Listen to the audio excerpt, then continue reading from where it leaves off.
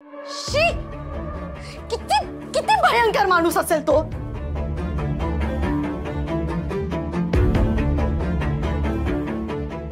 अक्षय, अरे मी तुझ्याशी बोलतीये. लक्ष कुठे आहे तुझं? श्रावणी, जरा हळू बोलशील का? का का हळू बोलू मी? अरे एवढी मोठी गोष्ट घडून गेली आहे. जर त्या दोघांनी मिळून दयानंदचा खरा चेहरा सगळ्यांसमोर आणला नसता ना, तर आपल्या सगळ्यांचं काय झालं असतं याचा विचार कर. त्या दोघांनी मिळून हे सगळ्यांसमोर आणलंय. त्याचा दुसरा अर्थ कळतोय का तुला? आता कोणता दुसरा अर्थ यात? हे बघ, दयानंद काका एक्सपोज झाले ते बरंच झालं, पण हे सगळं ज्या पद्धतीने झालंय ती आपल्यासाठी धोक्याची घंटा आहे. धोक्याची घंटा म्हणजे श्रावणी, हे जेवढं दिसतंय तेवढं सोपं नाहीये. ज्या पद्धतीने श्रेयस आज दयानंद काकांशी बोलत होता ते नीट बघितलं नाहीस तू? तो पूर्वीसारखा श्रेयस नाहीये, नवा श्रेयस आहे, बदललेला, भेदक आणि कोरडा. आधीसारखा इमोशनल नाहीये तो आता, खूप सावध झालाय. आणि या नव्या श्रेयस पासून आपल्याला खूप अलर्ट राहावं लागणार आहे. का? आपल्याला काय करणार आहे तो? हा, अरे अक्षय, त्याचा तुझ्यावर खूप जीव आहे, हे माहिती आहे ना तुला. ते सगळं विसर श्रावणी. ज्या पद्धतीने त्याने वेड्याचं नाटक करून सगळं जाणून घेतलं आणि योग्य वेळ येता झडप घालून सगळं सत्य सगळ्यांसमोर आणलं, हे खूप विचार करण्यासारखं आहे. मग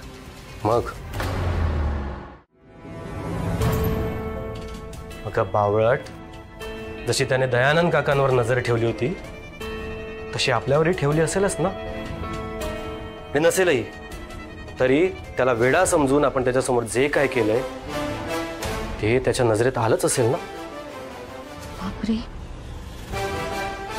अक्षय, अरे हे माझ्या लक्षातच नाही आलं. तेच तर मी म्हणतोय, आता आपल्याला खूप अलर्ट राहावं लागणार आहे. बापरे, एक मिनिट अक्षय. त्या दिवशी किटी पार्टीमध्ये मी श्रेयस भाऊजींशी जे काही वागले, त्यांच्या डोक्यावर ओढणी ठेवून त्यांना सगळ्यांसमोर नाचायला लावलं, तेव्हा ते वेडे होते की नॉर्मल? आणि त्या दिवशी जेवताना तो दागिनेवाला बिल घेऊन आला, तेव्हाही तो वेडा होता की शाणा? हे कसं समजणार आता? म्हणजे आपण पैशांचा जो काही गोलमाल करतोय हे त्यांना माहित असेल का? खात्री करून घ्यायला काहीही मार्ग नाहीये. म्हणूनच अंदाज घेत घेतच पुढे जावं लागेल. पुढचे काही दिवस आपण शांत बसूया, कुठली नवी ऍक्टिव्हिटी नको.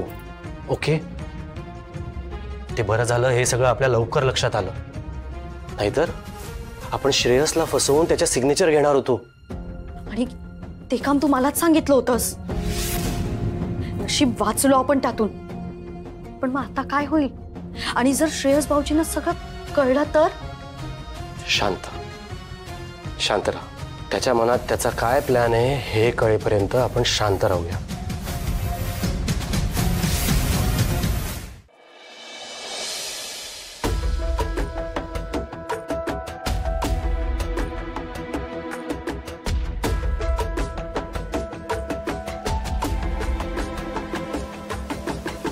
सगळ्यांबरोबर खाली जेवायला येणार आहेस ना? नाही म्हणजे जमेल ना तुला? नाहीतर मी इथे रूम मध्येच आणून देते. येऊ शकतो मी, तो प्रॉब्लेम नाहीये. मूड नाहीये माझा. खूप वेगवेगळे विचार आहेत ग डोक्यात. तरी ऐन वेळी ठरवू, चालेल? चालेल, तू म्हणशील तसं. तुझ्या मनाविरुद्ध काही करायचं नाही असं ठरवलंय आम्ही सगळ्यांनी. थँक्स.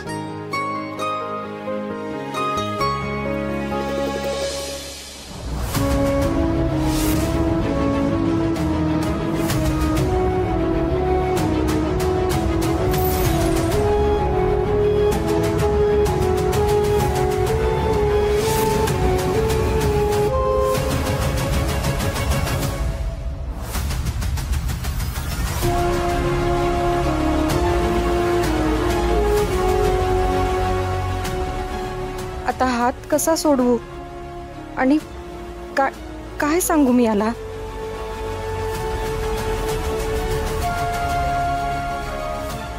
ऐक ना, आता तुला माझ्या आपल्या रूम मध्ये राहण्यापासून कोणी अडवणार नाही ना? म्हणजे बघ ना, आता घरी सगळ्यांना कळलंय की मी बरा झालोय.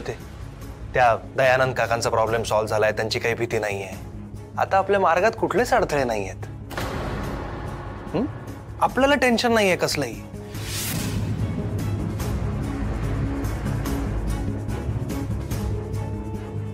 चल ना, आपण दोघं आपल्या स्पेस मध्ये, या छोट्याशा आपण आपल्या पर्सनल स्पेस मध्ये राहूया ना एकत्र. आता आपल्याला कोणी वेगळं नाही करू शकत.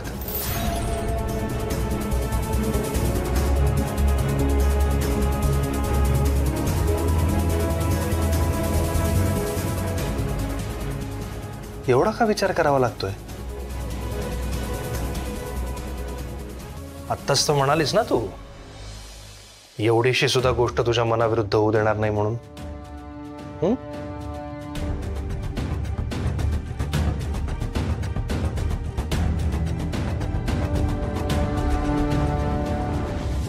अर्धे 1 वर्ष झालं आपण एकमेकांपासून लांब आहोत, हो की नाही?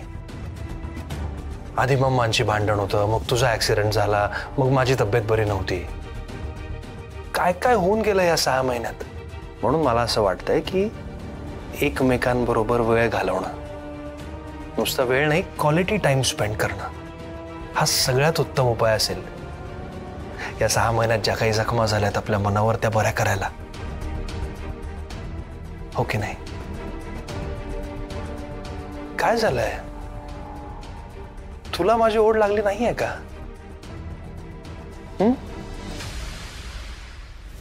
दिवे लावायची वेळ झालीये. मी देवासमोर दिवे लावून येते, नाहीतर आजी ओरडतील. मी जाते.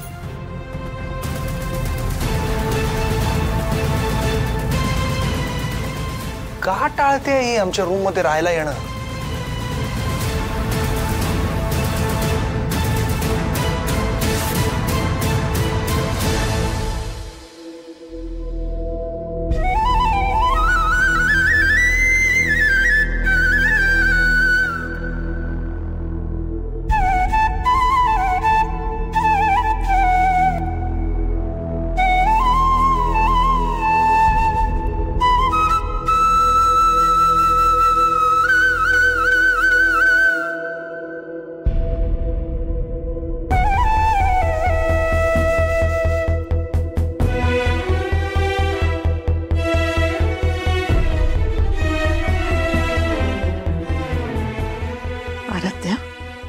काय झालं? तिने सांजेला दिवे लागण्याच्या वेळेला देवासमोर बसून असं रडणं चांगलं नसतं. काय झालंय? आता तर सगळं छान झालंय. श्रेयस बरा झालाय. त्यात दयानंदचं पण सावट गेलंय ना निघून. श्रेयस अगदी पहिल्यासारखा झालाय. हेच तर पाहिजे होतं ना आपल्याला. आता कसली काळजी राहिले? उलट आनंद साजरा करायला हवा. आजी, आनंद झालाय ना, मला खूप आनंद झालाय. पण त्या आनंदाच्या जोडीला संकट पण आलंय. संकट? हो.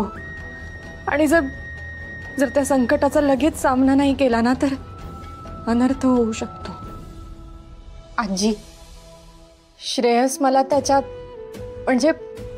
त्याच्या दृष्टीने आमच्या खोलीत राहण्यासाठी आग्रह करतोय. तो बरा झाला तेव्हापासून एकच आग्रह धरलाय त्याने. इतके दिवस मी काहीतरी कारण देऊन टाळत आले, पण आता माझ्याकडे काहीच सबब शिल्लक राहिली नाहीये.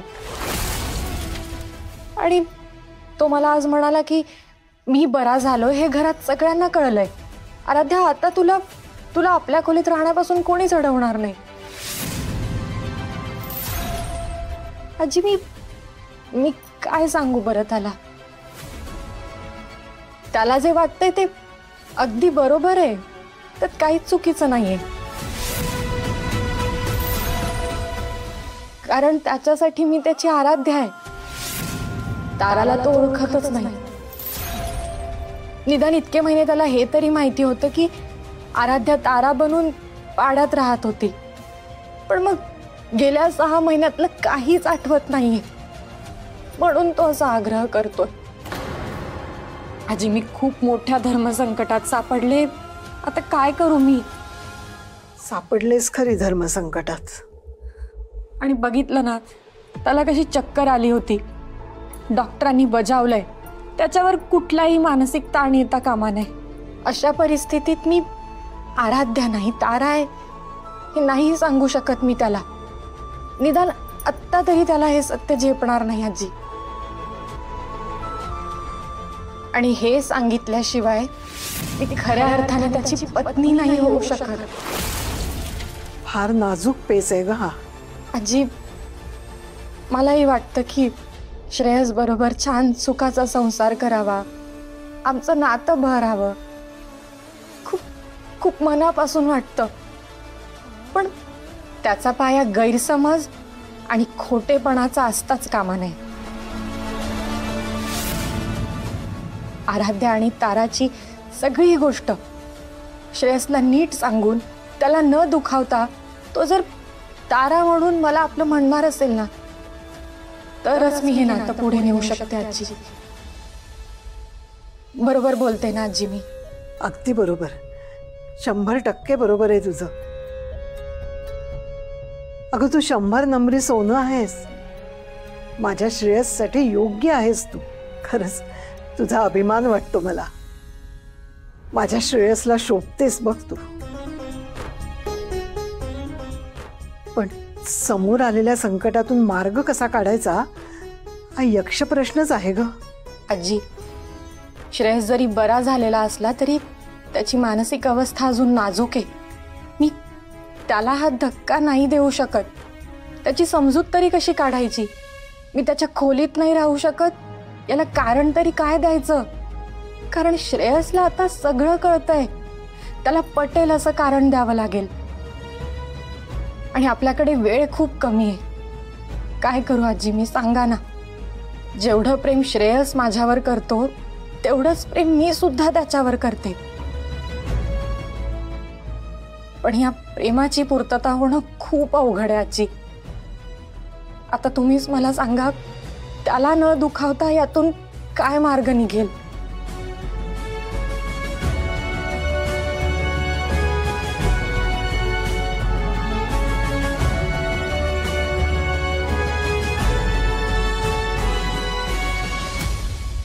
आई, मी काही बोलू का? नाही म्हणजे माफ करा, मी तुमचं बोलणं ऐकलं आणि राहुलं नाही म्हणून बोलायला आले. खरं तर एवढं सगळं घडून गेलंय, मला काही बोलण्याचा अधिकारही राहिलेला नाहीये. आणि मी जे सांगेन त्यावर तुम्ही विश्वास ठेवावा अशी अपेक्षाही नाहीये माझी. पण तरीही बोल, काय बोलायचंय तुला? आराध्या, मला माफ कर. मी तुझी मनस्थिती समजू शकते. या धर्मसंकटातून बाहेर पडण्यासाठी एक मार्ग आहे माझ्याकडे. नाही म्हणजे त्यामुळे कदाचित श्रेयस नाराज होईल, पण त्याला समजवण्याचं आपल्याला बळ मात्र नक्की मिळेल.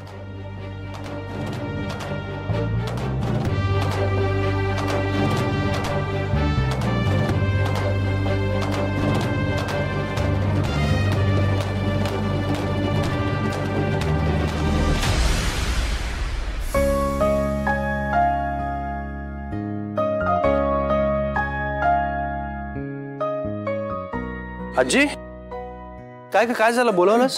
हो, तुझी तब्येत बरी आहे ना? तुला बसवेल ना का तुझ्या खोलीत जाऊया? नाही नाही, I am perfectly all right. सांग ना काय झालं?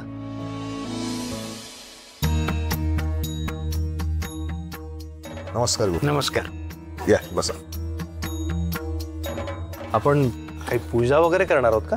नाही रे, म्हणजे आता सध्या बघ ना घरात काय काय चालू होतं की नाही. आणि खूप मोठ्या संकटातून आपण बाहेर पडलोय खरं आहे. पण तुझं आणि आराध्याचे आयुष्य ज्या पद्धतीनं हेलकावे घेते ना, ते बघून मन जरा कातरच झालंय. म्हणजे आता सगळं स्थिर स्थावर व्हायला हवं की नको. काही संकट येऊन गेली, तू बरा झालास, पण आता काही विघ्न येणार नाही ना, अडथळे येणार नाहीत ना. आणि अडथळे आलेच तर त्यावर काय उपाय करावा लागेल हे जाणून घेण्यासाठी गुरुजींना बोलावले. गुरुजी, तुम्हाला तर माहीत आहेच, श्रेयस आणि आराध्या अनेक संकटांवर मात करून इथपर्यंत पोहोचले. यापुढे त्यांच्या वैवाहिक आयुष्यात आणखीन काही संकटच येणार नाहीत ना, हे जरा बघायचं होतं. आराध्या,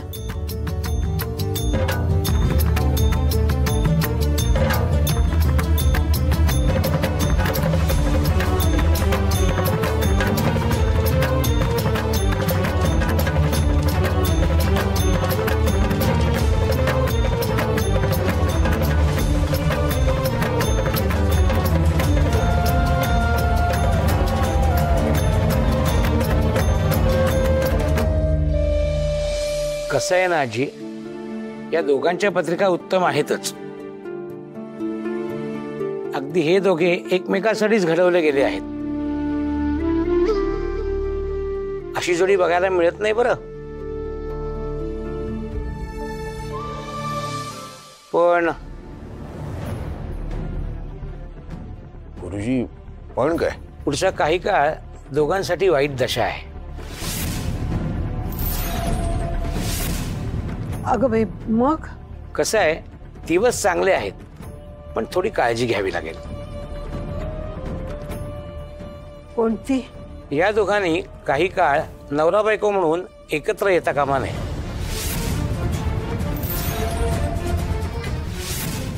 तसं जर झालं तर श्रेयसरावांच्या जीवावर देखील बेतू शकतं.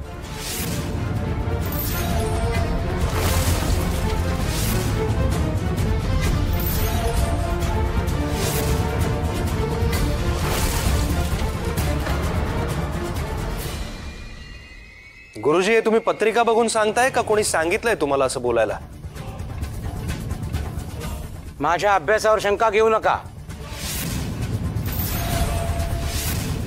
मी जे काही बोलतोय ते पूर्ण विचार करून आणि केवळ तुमच्या भल्यासाठी बोलतोय. शेवटी सांगायचं काम आम्ही केलंय, ऐकायचं नाही की तुम्ही ठरवा. येतो मी. काय वेडेपणा आहे सगळा. श्रेयस, आता काय ग आराध्या? आजी, काळजी करू नका, मी बघते. आई, आता कसं होणार? शकू, माझी खात्री आहे ती श्रेयसला नक्की समजवेल. नको काळजी करूस, सगळं ठीक होईल.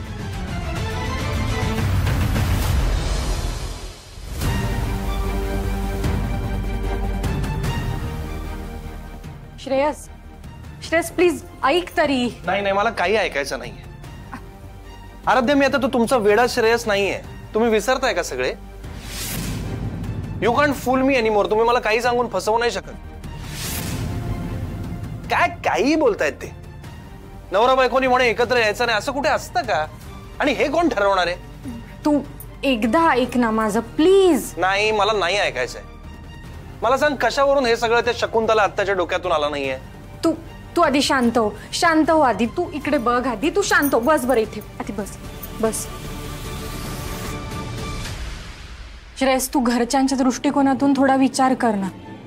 हा विचार कर की तुला पाहून आमचं काळीज कसं तिळतिळ तुटत होतं ना. आमचं आम्हाला माहित, तुला कल्पना नाहीये श्रेयस. आम्ही सगळे तुझ्या बाबतीत खूप हळवे झालो. तू बघितलंस ना. आणि आता जरी तू बरा झाला असलास तरी थोडा ताण आला तर तुला चक्कर आली. आमचा किती थरकाप झाला. तू परत या वेड्याच्या खाईत ओढला जाऊ नयेस एवढीच इच्छा आहे आमची.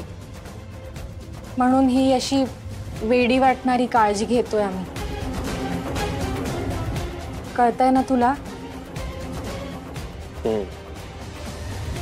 कोणतंही निमित्त असू देत, ते संकट निवारलं गेलं आणि ते पुन्हा तुझ्या अंगावर कोसळू नये म्हणून सगळे धडपड करतायत श्रेयस.